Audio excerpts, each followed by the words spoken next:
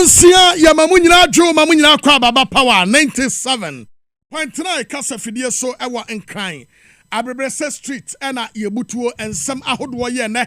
yensa aka ene yede som se nonsia bremu Kasiebo ewa power FM ene TV XYZ so ene eden ne yakam say radio station dodo no no Ghana ha Kasiebo e wo mu ekrem ena omode so ye Evota power 94.1 ewo Global FM ewo Sharp 106.9 Takrade and Sroma 92.1 Crown Quanta Buem FM ewo Jasika Jinyame 107.7 or Sampa Nananum 92.5 ewa Hafu Goso Western Radio 100.3 ewo Lembele KFM ewo Paza Nglige FM ewo Bole Vince Radio ni TV ewo Dunkwa ono fin omo nyina Kasiebo yi omo ekurembe Loud Silence TV so ekutem ama Ghana fane nyina obi a wo TV Loud Silence otie Kasiebo bi e de afaso Rich FM 98.7 enso ekurem ewo asen fusu Sanso ena High Radio ewo betem oti Radio 101.5 ewo Dambai ena Wempan Sampawen FM enso ekurem ewo Posiga na ukọ amanonea radiosmonline.com Apple 68 ewo Virginia USA that's Radio Italy Adafopa Radio Paris G Live Radio ewo UK OPD Radio ewo UK omanyina kutem ene yede nsemi esomo na nwumre ensema de bay de di makotre bi My penny John Domani mama abokokose aban sika ya watwa $500 million I was say what the two a pa esie nsu anto ase no wonya hwe yie sansan hwehwe mu beba Owura John Dramani Mahama e de atodwa se wo ba industries ahodo no wode bi be kokom ya region bi abenya bi sade be ya 24-hour economy no ebetumi apaja na sanso ena mrahye dom kuma no pani ya wo hwe boa dom ano chese abanyi contract ahodo no wo mocheche ema omo ho ya wo mo bo my Ghana kro no pa Prof Jana no pokwa jeman e de atota kwansua adesie nyina nim se omwade no nto aba no fama NDC said ye be ye nsupa ombenya bi anom afri Galamsey ateche ho sanso ana wode atu adwa hia se Galamsey ye ekoso ewo ye manyi emu no ye betu ase mrahye bedwoma chiama hene se nani nye ho kra mayemowura mu a Speaker of Parliament mrahye bedwom chiama hene owura Abasumana Babin e de atodwa se nebuafu adan a edom kase wo mrahye bedwafue fie atonsa from se putuprum wo mo emra ose wadwalan pa eba no kabimame enkabie kame se zesi ade aba from krasa se obi anim se wo ho kwan se wokasa eti asemu bi afi nanum ba na woka wabokoko ho wono bokwabra minta akando enso e de atodwa ya na asem a woka se kolebu teaching hospital wo mo nafua anase donhwere aduonu nan se x-ray elevator no lift na asay no ene maternity de no wo mo enye na enfempemie no ene aduonu Techiman South abato emu wo mo ehwe wo mo enkwa wo mo no court ahye yema abusian bia 270,000 Ghana cedis abusiafo na kasa wo ho yebeti mu nsem na asam no fofra ababesie ene se already senior high school ena abetodwa se enkwada mienu students wo mo eji etinye heated argument hot one baako etwen chenchen etwen se piawo se sekanyo wodi atwuku ninu ya no 3 times wakunu kujukuju yebekwa kodin ko afa hosam pam na enkremante mo endi samayekonu nso zongo kokos no wo se pa se endi samayekonu mo mpenefo nya ho bibisa se magagia ya owo ho no omo mpeno ensem ne bika na mo bete ewo Kasiebo yi emu enyumakwa wodo bi ebo ye chidom ne ye de kase yi ebramo ye mfaseda ema Sabasha Herbal Center Antec Herbal afe Ruta Natural Product ebo ye chidom sam Solak Natural Clinic 3P Garlic Mixture Piwak Natural Hair Fene Diaba Medimosis Clinic and Prostate Center Esutayechi Power Specialist Herbal Hospital Little Dot Health Shop Let's Talk Educational Consult enyumakoi ena ebo ye chidom ayede Kasiebo yi ebremo ye live ewo Facebook Power 979 TVXYZ bepose ma nana manfo page ohine babo ama benye page wo benya ye ewo ho wo link rampa chochema foforo nsa enka bi enwume Kasiebo mokote beka for ye adwane ye de som ayeme be po so hema nana ya foriwa amanfo kwa umai agudie papa bi ladies dumbo senafi Okumangra the one ohineba boama benye ensem no entremu eni owura John Dramani Mahama edina pro bono edi akwakopie mu ewo ofuman ya ewo 30 mile north abato mpesua so na eho en wode kokoto omo nyina anim se 24-hour economy no omo kan hwasem no enye agudie bi eno mudie nanso ukọ region foforo no a ya bie no a any some of the areas a industry no kra no bi ni ho the 24-hour economy no eba omanya biayo wasese nyankopo twedi ampoye na dom na woba na oba bedura sa industrialization si bie industries ye bebu ama 24-hour economy no ebetumi yakoso no obeyeye ama region bia no anya bia won betumi yadinam adi dwuma ama anije aba nsem no yentie na anu ye manifesto editorya na obie manifesto no mu a yaka wo mu se ye be see 16 agro-industrial zones. Interest said region bia benya bako. You be see agro-industrial zone. Near be say ye be share adia ye wo region hwa eho a echese edoso. Enti say ye cashew, say ye banchi adwuma, say bibia mu ye bia, ebro bibia mu due bia. Ye be share nia ewo se eho factory ye de be si ho ontos factory bibia mo ye bia ye be hwe se ne be ya ye de sa factory ne be si ho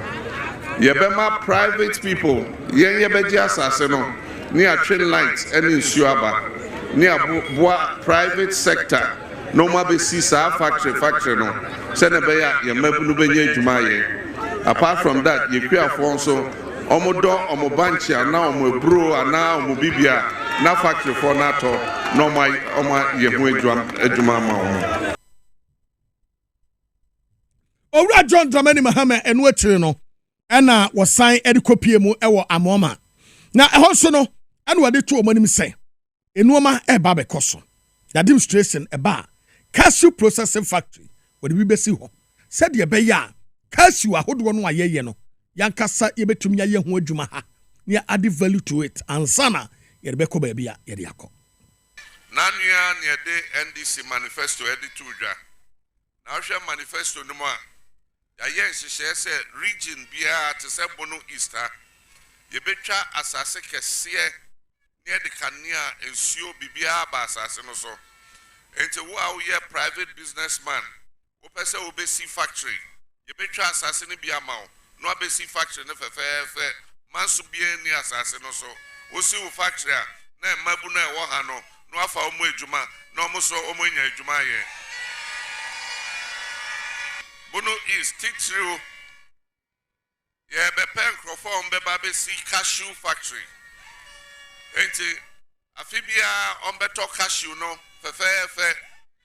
ye be ma bo na basro se na be ya cashew farmers so on be just cashew omo boto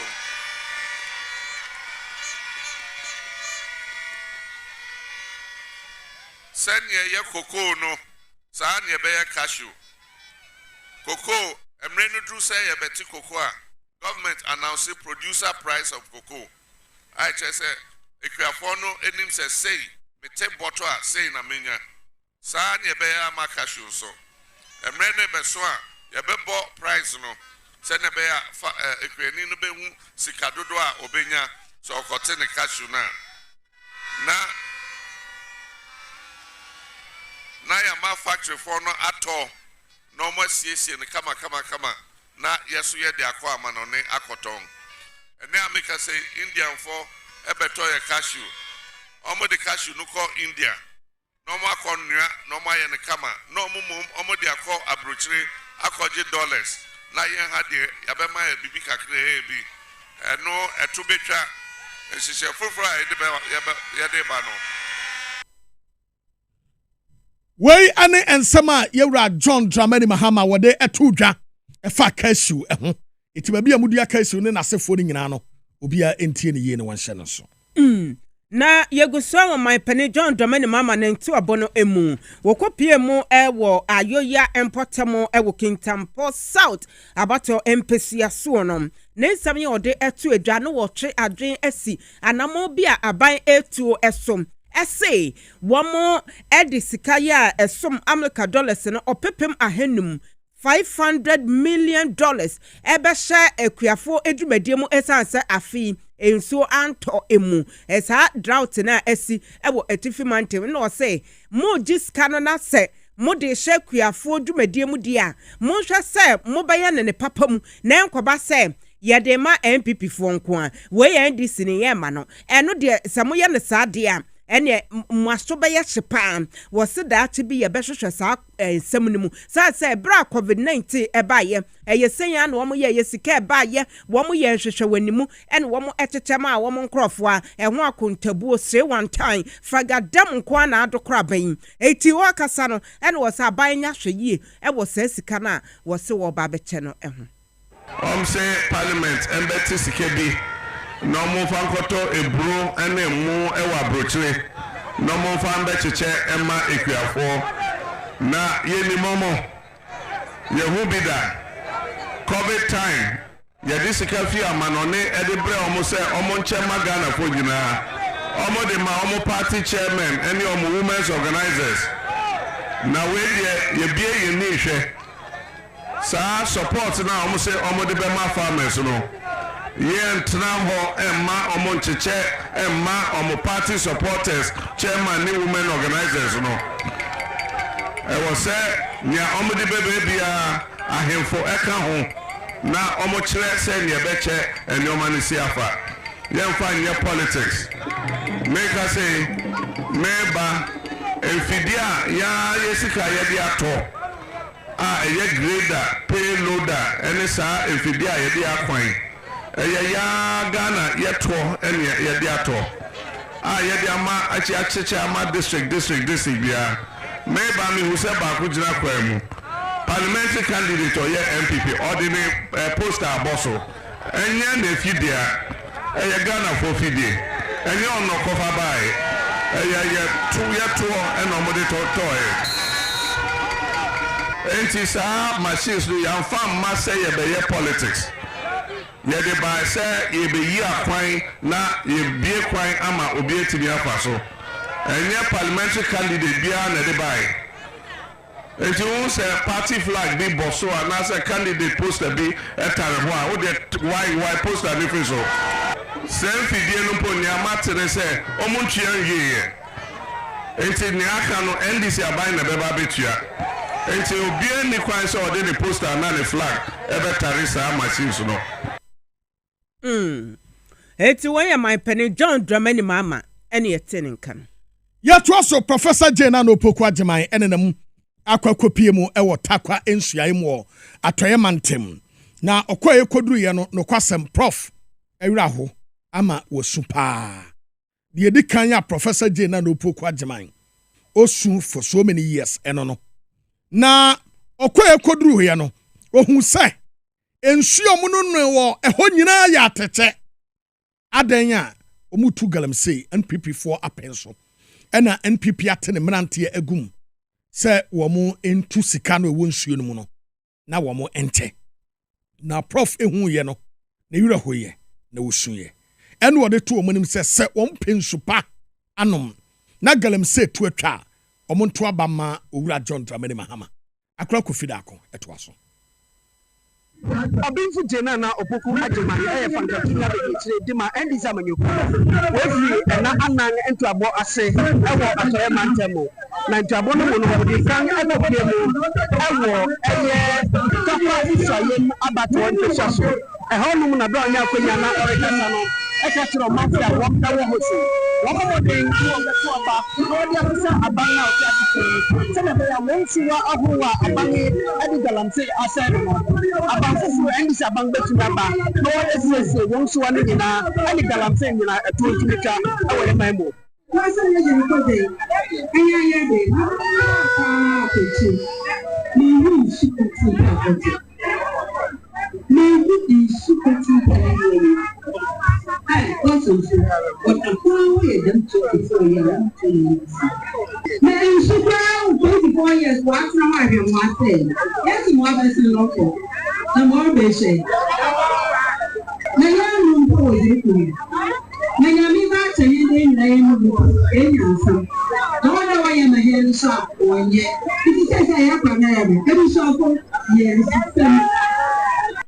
Some to go every year no and a TVXYZ and a power Kasiebo any additional movie at Chinkomo our tap and so I am about to picture so every so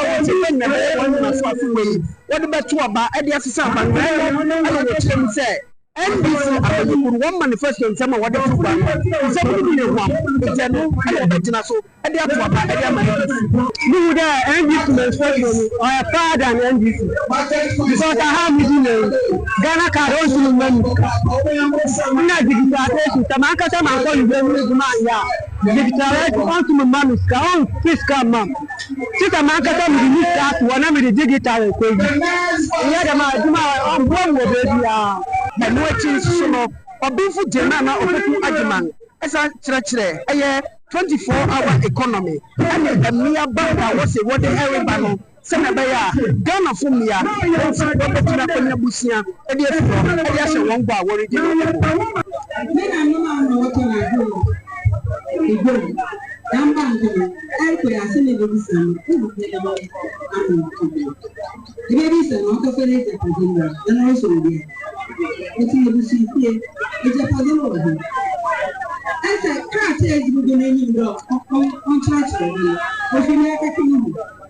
I am seeing you maintain school. It's not your house where you it's a nice after that. Meeting the Aqua Coffee and the TVXYZ and the power. Na yɛto ansam no ɛso ɛna NDC amayɛko no ma friends semtofo enhyiamum ne nyina ɛyɛ manifesto anano wɔn ɛde ɛto edwa no wɔn gu so ɛbobɔ na aposo ama amanfo etumi enya emu entiasie eti ofa sector na se efa asoye baako na womo akyeremu yie ama yate ase na wotwetwa mu no womo efa enhumasua na afe apomuden ene bible eho ensama soye ene womo ekyeremu enen so no womo ehia ye ede womo eni ehwe enwuma ahodo ene ekyese asoye ahodo ya eka ho ekua kwantima wa manebon enkai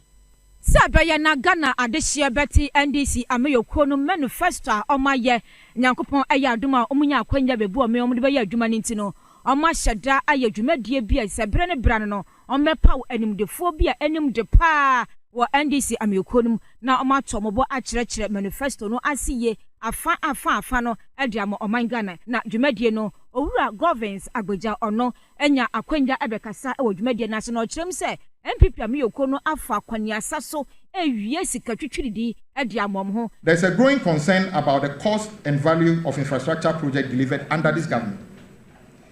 A classical example is this.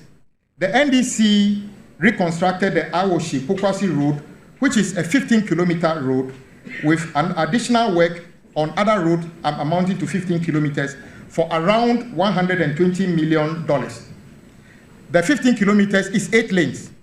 So this idea that the Accra-Tema motorway project is unseen before is neither here nor there. In any case, 4 of the lanes of the 10 lanes you want to build already exist, which is the 2 lanes going to Tema and 2 lanes coming to Accra. And as I maintain, the Accra-Tema motorway remains one of the best roads in our country. Anuachi Owura Samuel Okujato Ablako Embrache Begweni ewo eye Norton enso akyerem se policies aru bebre wo a ene eye adwuma ma Ghana manam so na akatase ne proye ekoso pani nti omunya akwanya ombehwe na omayisa no mena nyine egu abi ene scholarship ise yede ma adefo ewo man Ghana anuachi eye poalugu dama sika na ayira sanso ena eye ese eye sky trainer nipa ni binsu edi sika ne ade ni nyina ombehwem dua kan ewo ho ebisu eni. President Mahama is saying that we are going to take a second look at Article 71 of our Constitution.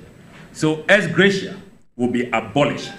He does not believe that we should continue with this practice of ex gratia to a few Article 71 office holders. President Mahama is promising a new paradigm of ethical and incorruptible leadership. He says that he is going to lead by example. So the fight against corruption is not going to be fighting the corruption of my predecessor. Everything that happens by my appointees,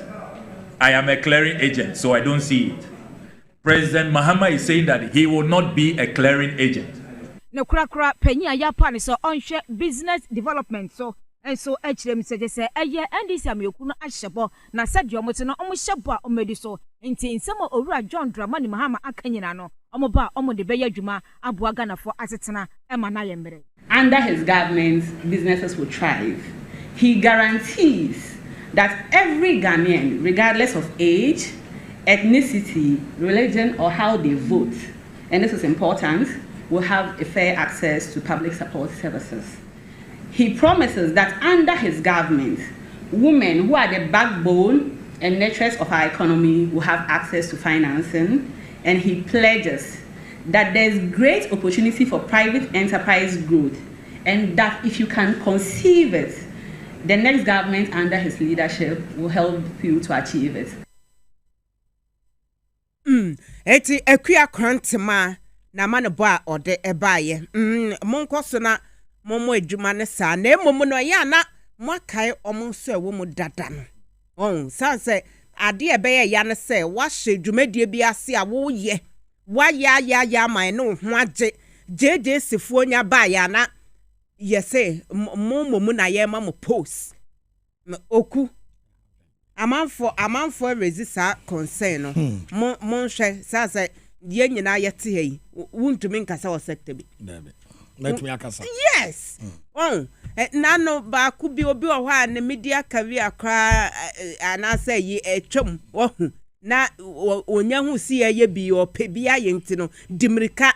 yese obi o ho God mother na God father nti na wa push na yese na esisi a wo na wo yesin enso na obi sha ase ache nti monkai omo ewo mu dada no JJC for na dos na enemra sabadwafo ekwa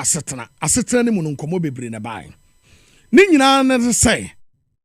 owura abansma na badmen say owofia na yes wan ye obram won konkɔ bie pono a afenwoma ken ene wasoma nipa ekura krata e won nsam o de bre speaker na speaker eje krata no a wote ano no enkomo ne yetietia de ewura mu ane se afenwoma ken se wa invoke atekre 112 cross 3 e de etia speaker e won 1982 constitution mu ena order 53-2 eno so wa invoke e de etia speaker se putuprum speaker wo only 1 week pe on fan frem re sebedwafo nyina no monsamram na sebedwafie na aban no e wo government business bia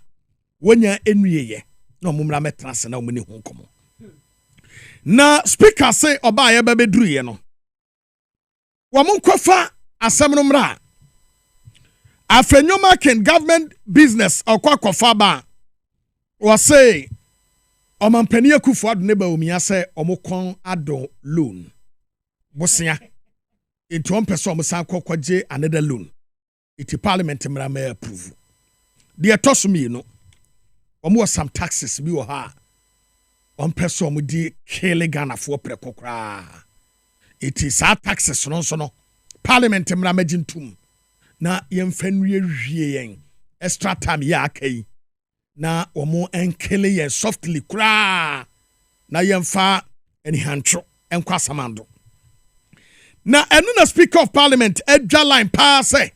ade we ye omugina so invoke sa order we no mfaso bi eni so esa sesa wotena se na wodwen ho a wontumi nkasa loan nti ene taxes nti no e wo se mrase badwafo a wo mo akọ asetena no wo mo nya omadwuma no wo mo ye no na wo mra se no enye sa na e wo se o mabai o mo trase na sa article 1123 no ena order 53-2 no o mo ye hyehyɛ wo ho e kwan ben ene yetumi gina so invoke said ye be ya wo kyena no obi nkonkwa bi usu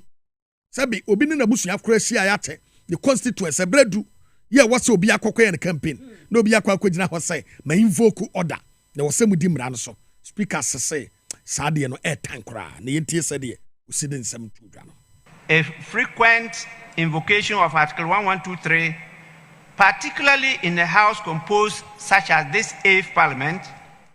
could pose challenges to the governance of the country. The good intentions of the drafters of the Constitution could be turned into a horror movie. For instance, frequent recalls can disrupt planned legislative annual budget and workflow, drain national resources, and affect the overall productivity of Parliament. Honorable members, I invite members to, at the appropriate time, deliberate on this matter to establish when it is appropriate to resort to the use of Article 1123. Why I am summer Speaker of Parliament where they etuja for see a breast no on be mra and share for fro at the atu who are obi antumi sorry na ochira no invoke ade chia eba ne sa no anamana kwakwa say horror movie emwa kra no kra ka say nya se wo ben asem papa bi kra wo hwa ye ba be ka ho asem bosie ye no so ka say afanya de me say na ya to azazi ogusu ewo mrashebedwom achiamine right honorable Abansman Bagbin wo kasa wone wo mo hia mu no sanse wo mo de 2 days na etena ewo saa frehunu ya majority for mo invoke article ya enam so me ye de frɛ wo mo eti asam ba ko mo di ho nkomo pa ye Galamsey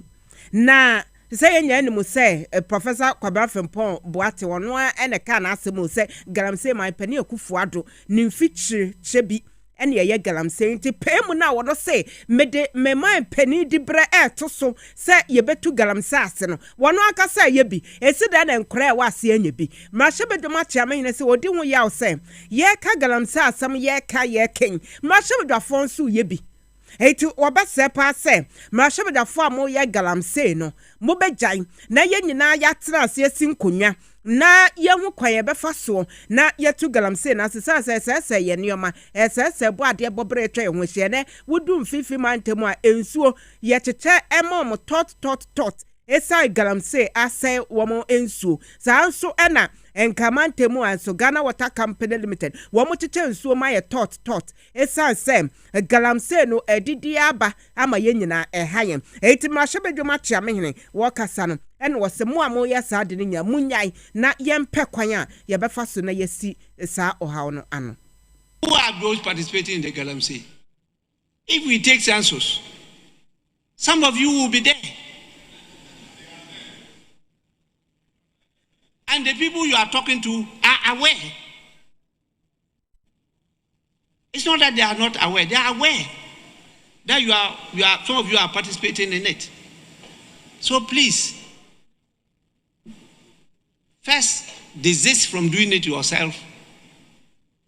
Don't go to them for the money for your campaigns. Don't go to solicit their votes.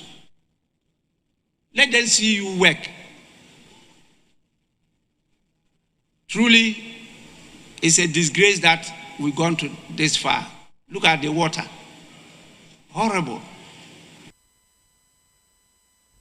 Nata say yensuo de Galamsey asese ni nyina nti mrashebedwafo mo a mo ya Galamsey munyai womo so amonimu so mo ya Galamsey mamo nso so mo so enkom nkyɛn sɛ mo kɔdi sky mo campaign na yentumi nka mo anim emamra ene wo mo enim sɛ mrashebedwa na setena nanui ene wo kyena no esa sɛ wo mo yensiesie wo mrashebedwa fie nti no International Conference Center eho ena wo mo eye wo mo asetena na right honorable Abansman Bagbin na no esi ye no ena mrashebedwa dom kumada ni Dr. Kasiebo to forcing wono so eche se wodwene wo kwaya ya no wonte asio se oman no ena yedi amanfo nyina ahwamo eti enem ye ba bedu baabi ye duru ya yedi sankomo yesu nyina asese enem enkora ya ye wo sabe obi o a wobehu na nani baako ni ho wobi kura na nan baako ni ho ne nsa ni ho omo nyina didi dem adan ya Galamsey eti wo so obese pa se ye nyina yen kamom na yen kuntia sa ne ye no. Speaker, this is as a result of Galamsey. And he is the Minister for Defense. The President of State is President Nana Addo Dankwa Akufo-Addo. So if the President has failed, he should admit so. And if he has failed as a Minister for Defense in tackling Galamsey, he should admit so. It is wrong for him to cast insinuations and aspersions and creating impressions that somebody is making political statement. The executive power of state is with the President. And you are the Minister for Defense. If you can tell us that you cannot deploy the military to stop Galamsey, but you can deploy the military to stop the exportation of maize, and so we should clap for you. Mr. Speaker, the issues we are talking about, they are serious issues. Our livelihood is threatened. Mashebe dom kumandano ni Dr. Kasiebo atofose ene yete ne nka ni nyina mu na mashebe dom dodo no pani a wo hwe ebo omo ano ensa womodo agi mashebe dwani Frank anodompe o kase na se kase ensu asese di aseye NDC abanhwe ne seye womo ena esoso so ama saa ne ye koso no womo seye ensu no obo ade bobre etwa ye ho ahia ena saa ne ye no akoso besi ne nti wo se ma ye mfa sobo no emo abanye wotesi. Sit down and listen. And I'm very happy when the minority leader challenged us that we will debate this matter and the culprit will be mentioned. In fact, we are ready to debate now. If we are to look and investigate both sides of the house, you have had the opportunity to rule this country before. I can tell you, you polluted the water more than us. You polluted the water more than us. So let's get matters straight. And so one more dredging Mashebe on say nipa we mu nipa bi we no niema bi te say na ye kra na ensase ye from honorables. Frank anodompe. Esabe wadwe no esensen ho na said da form. Afra tokra long time ago. Now when they can say Frank anodompe wadwe. When you are a member of parliament. When you are doing when you be crowned. Etenyansafo hia na ye kenyansasam adwe o man Ghana ho Frank anodompe nso ka ho bi. Problem ba ko a ye wo man we mu na no say. Sabio say sabe kwase bi aka brofo ese wonimade. Onimade ye problem kese pa. Ama akwakoye say obi obeka brofo bia no na dwunu mabode. Yes, so intelligent. Na sabe mpreduasa anka Frank anodompe te hoi. Anka sabe emponte kura no wontumi nware won. Oh yes, but because of say yes waka brofo nti no. Yes we ye honorable member. Look, Uncle Parliament. Mikuta Professor Frimpong Boateng the document ini. Okay. Yabehwe nipakura otu Galamsey no. Page 29. This is the report from the man. What say? Page 29. The third paragraph. What say? The impunity in the eastern region is exemplified by near unbelievable activity in Chebi. I had a telephone call. Professor Frimpong Boateng, had a telephone call from Mr. Eric Entry of the office of the president. And he narrated that the youth organizer of the NPP in Chebi was excavating for gold in a field close to the house of His Excellency, the President of the Republic. When we checked, it was true. Indeed, part of the garden of the president had been affected. Now, Omampani Akufo-Addo ni fie nchen ye to Galamsey amama na ba beka ni fie aka ne garden Akufo-Addo te ho Galamsey mukinko wanka hwe obi oso wode na konwa de atoso we eye Professor Frimpong Boateng document na man board by na oluman ye wonim se wono ose so wode na konwa atoso na wo kofie tebia na wo ne wo matenase. Yes. Also, Professor Frimpong Boateng can say, Nanado, no one him, but ye. Aye, Kasa ena ochroyen. The truth to nene say, Sabi meti hey, min kuko buompo. Say, obi chamuha, yabe frame ya kache. Sa. na a whole president ye ni fie a soldier for guide ho eti ya onko fie na ye tu Galamsey wo ho wa bra ni nua wo tehene atete bi na ye tu Galamsey wo ni fie na Akufo-Addo tenkra ha wante en ya na chebi ho no onko ho ana okọ ho da bia nsam we ne sebe ya mon kan che mo am ho why na nado da ko Galamsey hene ye okurum ha wono no no what mote se Akufo-Addo besi ne watumi aka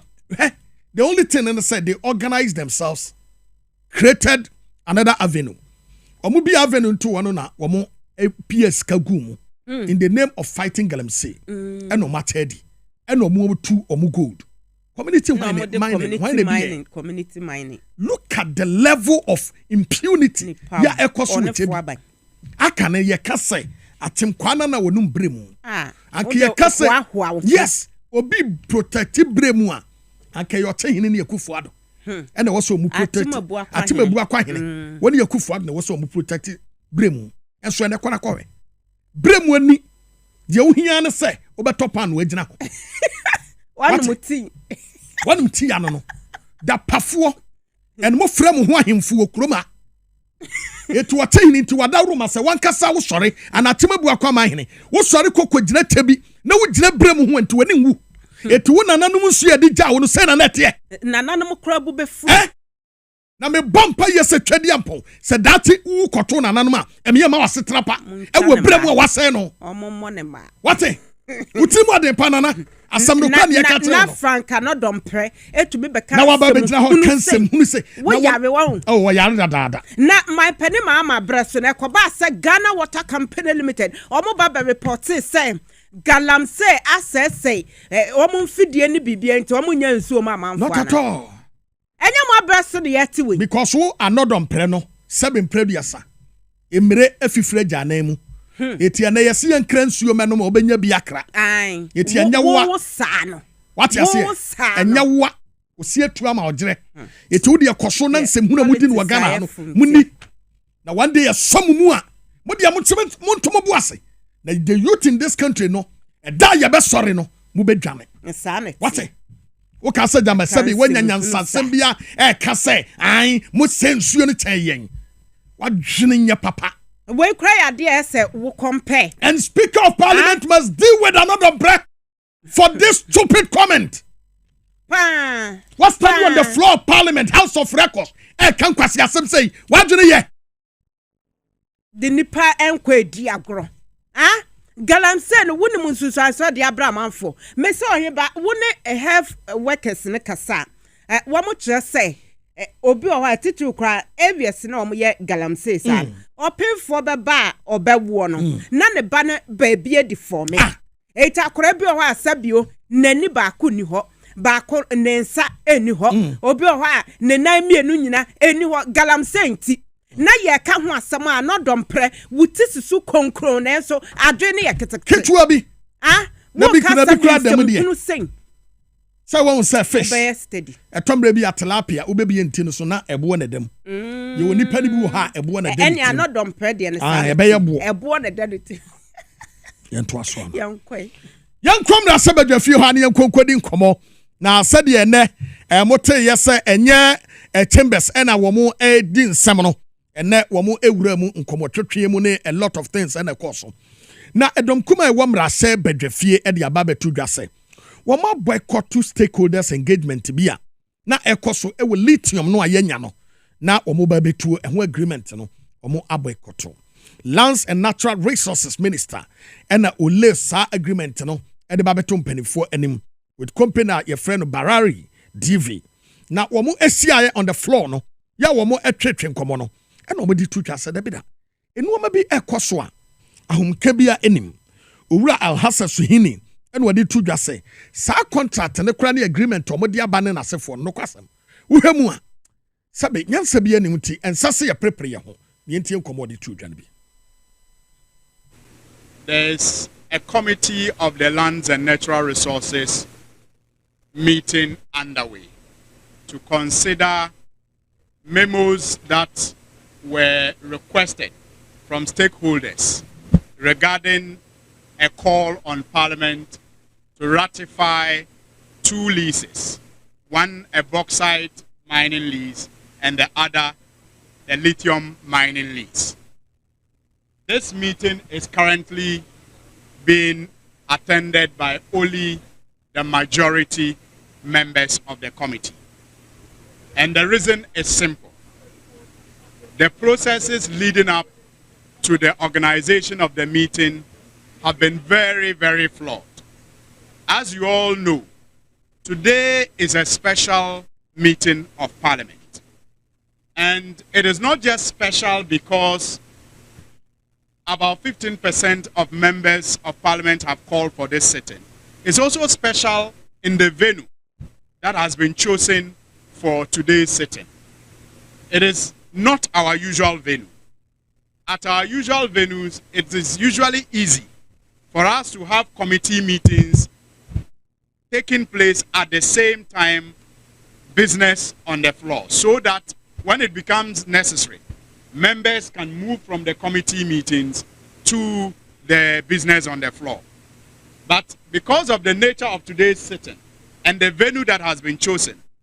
consultation would have led to a rescheduling of the committee meeting. And that is what we expected. But for some reason, the chairman of the committee has unilaterally decided to go ahead with the meeting, even though we were called to do business in the chamber. And together with our leadership, we have decided to attach seriousness to the emergency recall that has been done on us and to stay here and do business. And that is why you may realize later on that that committee meeting is made up of only members of the majority. I just thought that I should put this, Where are you ranking member at the Lands and Natural Resources Committee, Alhassa Suhini, and Yataninking? Na yebo Ryan DC ama yokono emum national chairman titani penipa ede mama yokono eye Johnson esi edunketi a wose kame ese kabi mamin kabi enti Ghana ha eniema bi ekoso ya wode toto kabi mamin kabi ho a etese ene no ebo ebra pa my pani akufuado abaya breso eniema nyina asei ya tese atentene ho ensem etumi enkoso obi aka de ope obi aya de ope ya sabi obi a de hye kura firi mu na nipa bi abasa so na nam masa de na bakra no atentene ntumi enkoso no oka de esi kane mrashabedwani ye ebua kwa mrashabedwani a yekun ya besi ne yenhu de ekoso ye wo mrashabedwafo bi ana sempo nipa bi ana wo mo ejina pre mrashabedwadi bre yekun wom yenhu mu ensem afe Ahmed Hussein Swali Chiman South Mfiempe mienu ne aduonu abato emu womo hwe womo enkwa besi ne yenhu atentene wom aya waso by election oka edebesi eho ya wochese wenyina yade bia esese yehwe na yesiesie ewo yeman yi emu sase yetoto democracy asepa na one omanfo edi nkomo won achem kukurantumi ewo buakwa north abato mpesi aso epoyemantem ne nto abode kopie mu ho democracy ayaba betramu na obi ku nipa wa fa ne ho adi kira obi ya obane na wo se ka za to be ma to akoku nipa e ba sa na chese amamo na chia ya to aba ayawa so we so bom na bra jampo wa oda nipa mu ko tutu otuo ya nya mo we na mpa o mo tutu otuo akoku nipa bebre a prepare nipa Yati commission, yabem commission di waya ba se asumati. Yanchi wo mun ko dira mrano. Na kufu adoni ba omi akori wo mo se, yabi commission nya agere, eti obi amfa ne hunkodi. Na ya bisa e de tia unua, de na trese de ya eba no, wo mo se nya sabi. Techman, ya to aba wi. Yakaya bano yekuta pisi tinyira jase ya dikuni ya siya na usu se MPP na dikuni obi obe bro obi ya yekuno ya tutu ati nipa miensa atom enfia se ni yanka hoye yanji obi a ɛno nti ɛbɛkɔ abatoɔ foforɔ na nipa koro no na me national chairman me de wɔn mo kɔ sɛ wɔn mo kɔ hwɛ abatoɔ na masan kɔ sɛ krataa sɛ wɔn mo duru hɔ na obi a wɔn mo hwɛ a asundɛ ti obi a yɛ bi. International chairman Mayedi Samayokono Johnson said Dunketia na yete nka no achi parliamentary candidate Emma NDC ewo Empotamo Charles Dako wono so ka say wo mo ebekwaso aye dwumade amankonumdi ayomode 2020 abala ye twi with my MP before no at forward.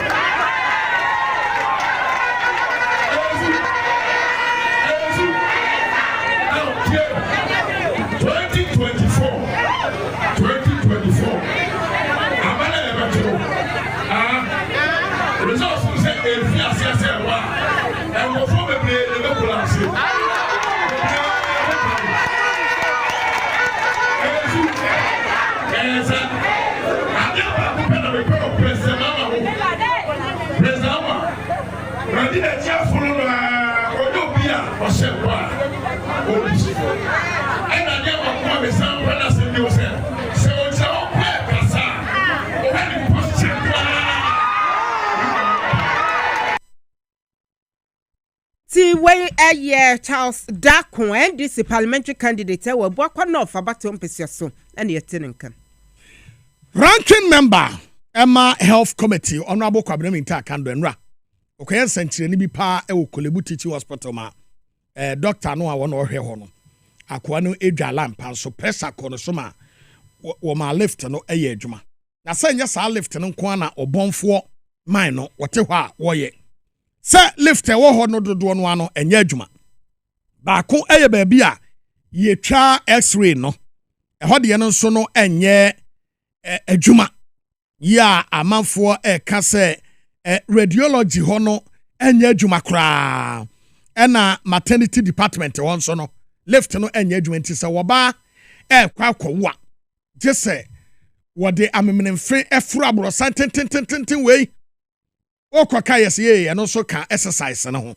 na eno na ono Kwabena Minta Kando ama Kolebu Teaching Hospital 24 hours say wo mo fansiesie anya saa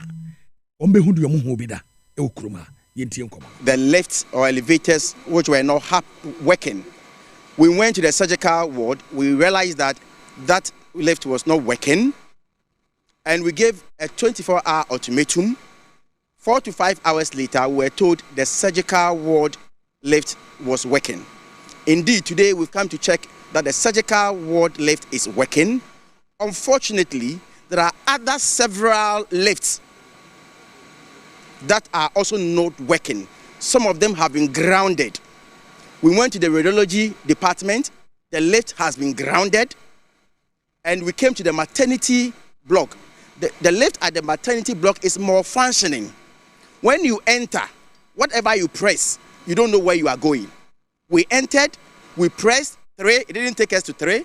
We pressed floor 6, it didn't take us there. Unless somebody at a particular floor calls the lift, it will not move. That is the state of the maternity block lift.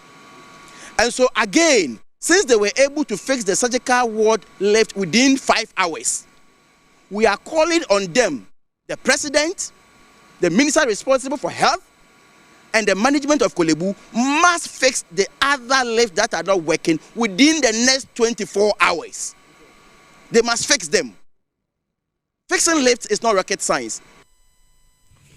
Why aye and someone Honorable Kwabena Minta Kando wade etu dwa na yesan enwura mu na yenkokwatie enkomofoforo ya eno so asie no. Aprosefo ate final year student ya wo Orally Senior High School. Na de kofa saa ayi nyina eba ye ne se anano ena wo mo ewo school mu dom. Ena wo mo ebon komo. Na enkomo no mu no obi ehu adekode ekosi ye se wa wani tu school for say ye ball kra de no mo ye o send ye NDC MPP o say ye gay bia wo marry no ene ana any other topic bia na wo de ba beto on the floor of parliament ewo school ho Itina wo mu ebobo ho a.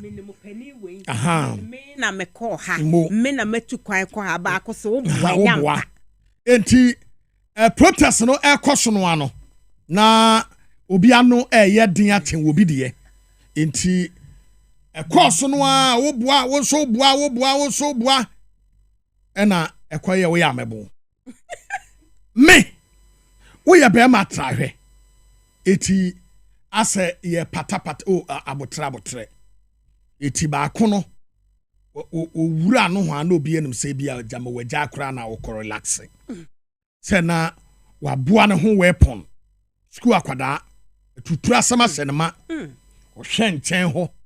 se piano fire o se second of fire o hye ne nsam dina ne nsai eda ne nsachi no ba oduru ho wo so ne nua mu bata no twa miensa no 3 times ena uja akwada no akwada yi efiri toho grogra yansonmu ya man so ede no ekokoduru Lekma hospital eduru house a doctor for si o ewa wudadada ama ne kra no akwakoduru nyame anim kra long time ago ama jamomo ba no kra no na samani di akire sai ebi obetumi yan ntabo di no wa resurrect ya so mo ye doctor for akire sai wa wudadada na apresefo ache guy no ya wakokudi sa anyambrasem no itibo yi ena wo mode no ekwa omunu faso anye na moma yentie said sound no isi ekoye na kakra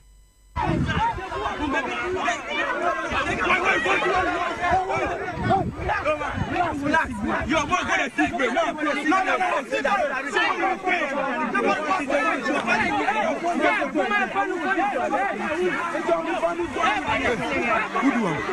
Stop him. I don't know who stop him. I don't know. Then stop him. I don't know how to stop him. Charlie.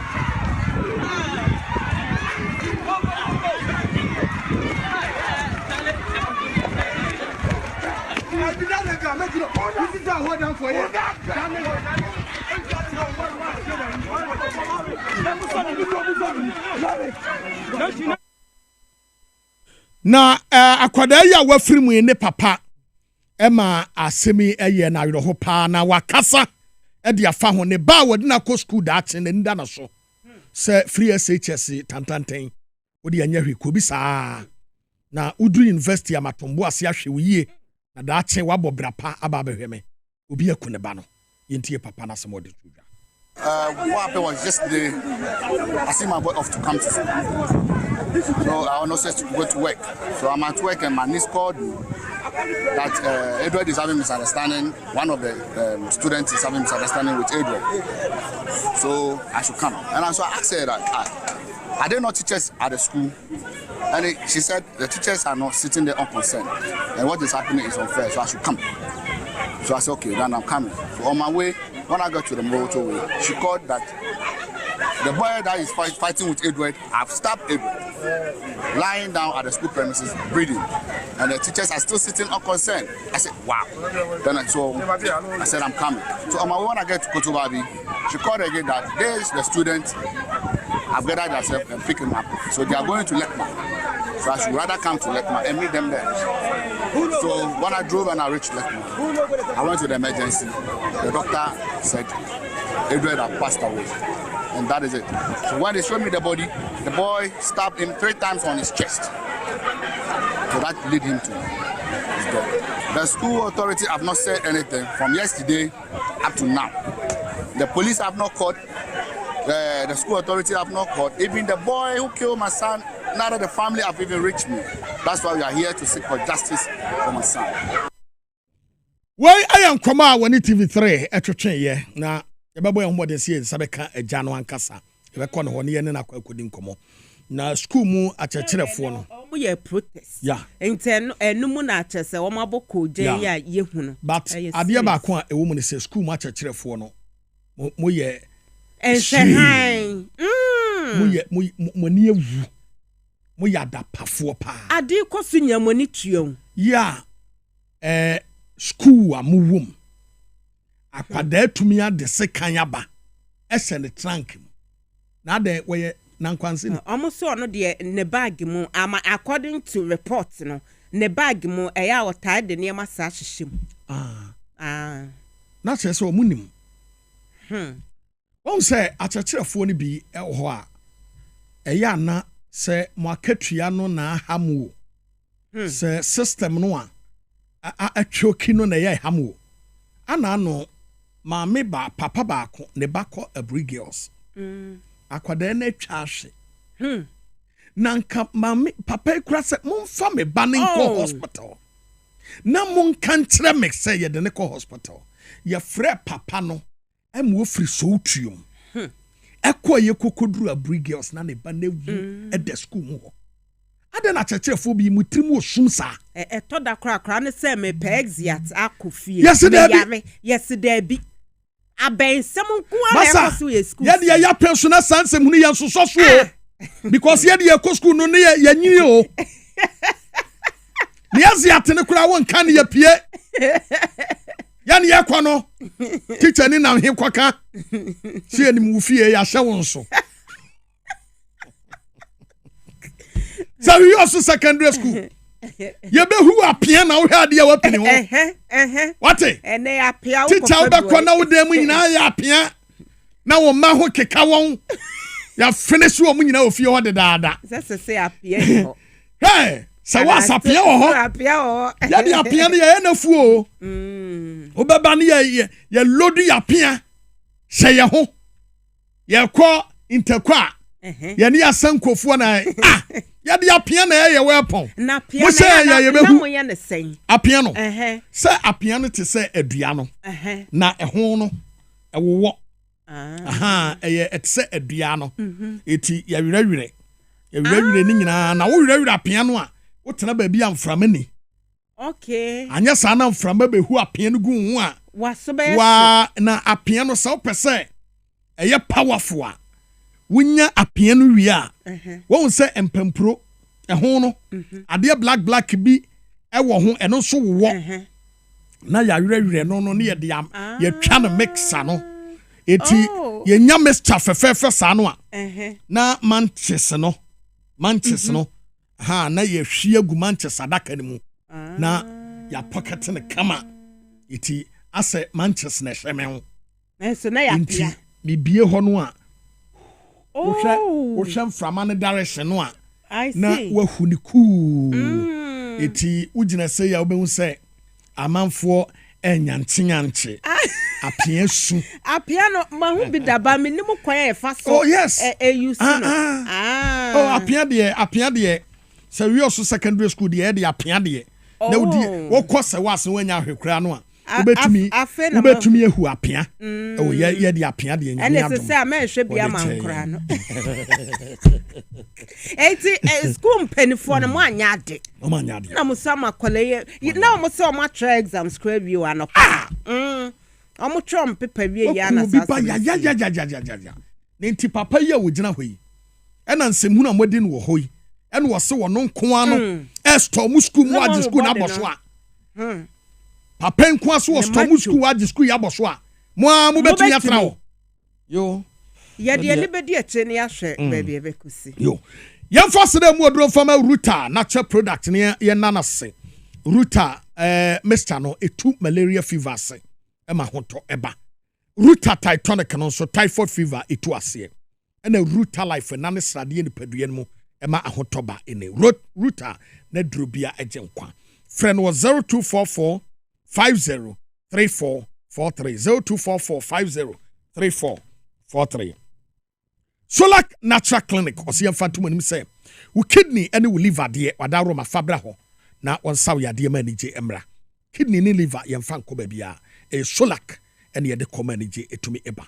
iti bowram na Solak Natural Clinic no ma nyina ntumi koso betumi afre 0553 932631 0553 932631 3P garlic mixture garlic aduro wonwaso a wonya eboa wo eni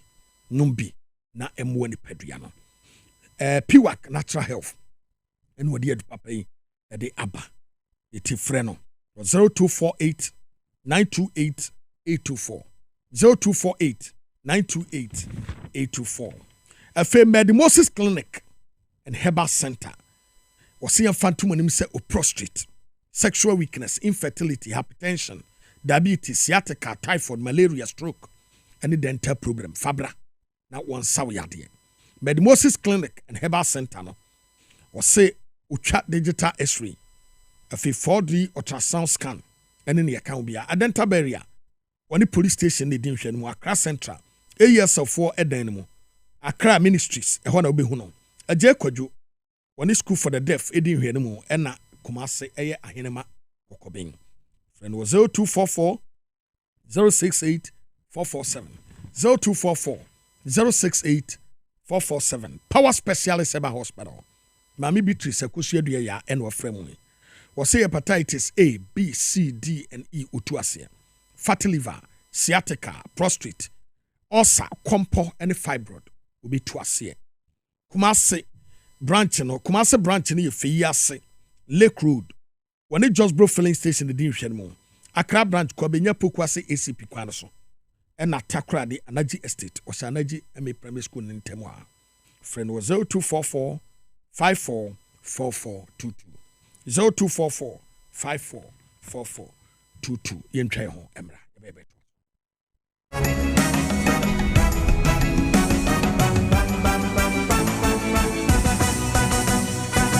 Yefema na kwa me yekati dowa na enkane na misisi esomi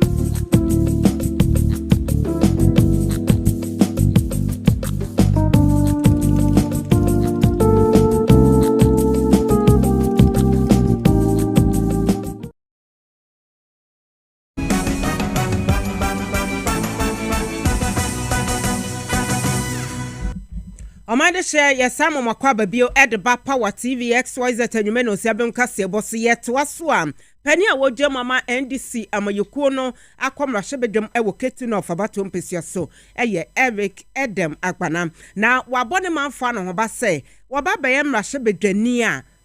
eniema bekoyie wo mpotemo ede ama mo chese wo ma mema ne home so enche wo na emom no ne eye akontabuo mapae ne pepepeye ebeye adwuma ewo nanamontuo mu semra hyebedwani ewo empotemo na wotwe awieye wo pa ne campaign ho ntoma na ode nsam ituda. I see my candidature as a new beginning. I see my candidature as a rare privilege and an opportunity to serve. And that is why right from the word go, I have shown enough commitment to the service of this constituency and to Mother Ghana. I am not yet MP, but I'm sure when you grab a copy of this book, you will see a number of projects I have undertaken. And I can tell you on authority that this book captured even less than 30% of the things that we are doing in this constituency. But again, like I said in my speech, I am not saying that I'm the Jesus Christ or the Savior. I am not. I'm only a messenger, a humble servant that has availed himself for the service of humanity, for the service of this constituency. I am passionate about my constituency and I'm willing to put in the hard work to ensure. Eti Adam Agbana eye parliamentary candidate ma ndi sama yekono waketi no fabato MPC aso enwachi kane mrashebedom dom kuma danu ni eye honorable Haruna Idrisim wakasa wase na waka kire omanfo ni nyina se monkamom na munya adwumaden mankonimdie enyamode na wo hye omanfo ne bossa ehwe NDC abaye beba bio my penny papa bi John Domani mama wo besi market na say abefo edwadi bia papa edi ama omanfo mo wodoje ene ne mpotamu nti monto abano ne duduo mu ema NDC ne John Mahama. And therefore when President Mahama said he will reset Ghana, he simply was saying, I will come and correct the mess of the new patriotic party. The mess in the management of the economy, the mess in the governance of the country, the unparalleled corruption and lack of accountability, that is what he is coming to reset. And to keep our public institutions more accountable. You know, I'm like a blind man. I don't promise that I'll throw a stone at you when I'm not stepping on the stone. So on behalf of President John Dramani Mahama, we eye kanem rashebedom dom kuma danu ni honorable Haruna Idrisim ena yetenen kam na mamenkamfo Spanish garlic mixture and capsule semo edu papa bia untakable ediaba edwaman so se wonu bia ebo ye pam ema wo cholesterol no chese ebi ma meka ho ne edosu ni peduo na teso nso edi amam afa wo bu sa wote ya wo ma na se problem ebo mu a eyi firi ho sa so ena ahoho ewo so a Spanish garlic mixture ene ne capsules ebeboa etu ase amon Spanish jinko capsules eno ema ne pedua ne eye from na ahode sonko ebovre ne pedua ne bebie to nro bia wo benya bi ebo ho na ne dodo mo betumi ne antakable edi nkomo 0266114111 0266114111 Little George have shop eso ena airframe was say ebano apomudin emu enuro ahodo ene drinks a wo benom ama wo mpom aye wo den dia eye omaka chinti wo kowa mixture ne kowa plus mixture ewo ho ema adwen akoma bibia boye wo ne pedua nimu owo Dominion powder enso ho Mr. Kill ewo ho